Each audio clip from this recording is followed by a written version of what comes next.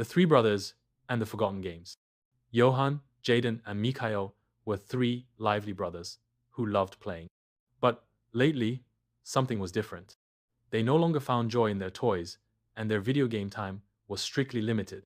One evening, they sat on the couch, arms crossed, sighing loudly. Mom, we're so bored, Johann complained. There's nothing fun to do, Jaden added. Mikhail pouted. Can we play on your phone? Their mother smiled knowingly and shook her head. When I was your age, why never had phones? But we were never bored. The brothers looked at her in surprise. Then what did you do for fun? Johann asked. Their mother's eyes twinkled as she began to tell them about her childhood. A world without screens. Back in my day, she began, we played outside with our friends from morning till night. We didn't need screens to have fun. She told them about hide and seek, where children would scatter, hearts racing, as the seeker counted loudly. Then there was Donkey Donkey, a game played with cards where they had to match pairs. But my favorite was Dabba I Spies, she said with a laugh.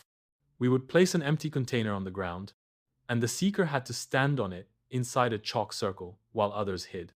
If the seeker found someone, they had to rush back and kick the container before getting caught. That sounds fun, Jaden said, sitting up. She nodded. We also played hopscotch, jumping from one square to another, and poshampa, where two friends would form a gate with their hands while the others ran through. Whoever got caught when the song ended had to play a fun challenge.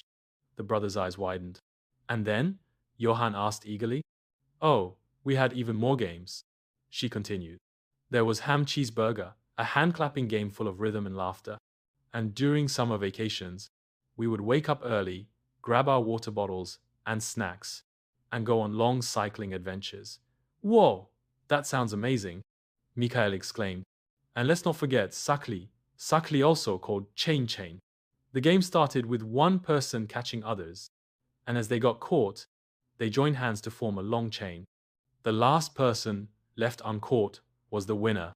The boys were amazed. That must have been so much fun. It was, their mother said with a nostalgic smile. And we also had a song game, Akad Bakad Bambe Bo. It was a silly rhyme we used to pick someone for a game. But more than just playing, these games taught us patience, teamwork, and concentration. We learned how to talk to people, to be kind, to work together. And most importantly, we made real friends we still have today. A new realization.